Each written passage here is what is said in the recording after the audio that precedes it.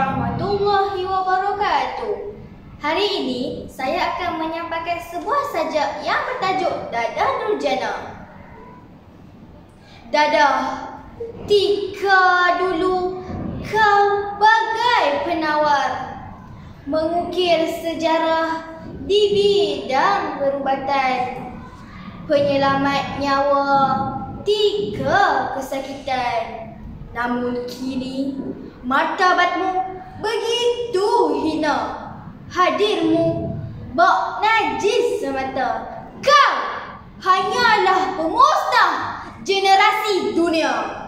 Dadah, kau umpama racun yang mengalir dalam pembuluh darah, bagai jarum yang ditusuk hingga ke tulang.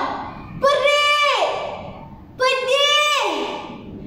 Dadah, kau durjana, hadirmu membawa derita, khayalan sementara cuma, imajinasi dusta di bumi nyata, membawa kesedihan, mengundang derita sengsara dan mengusung kematian.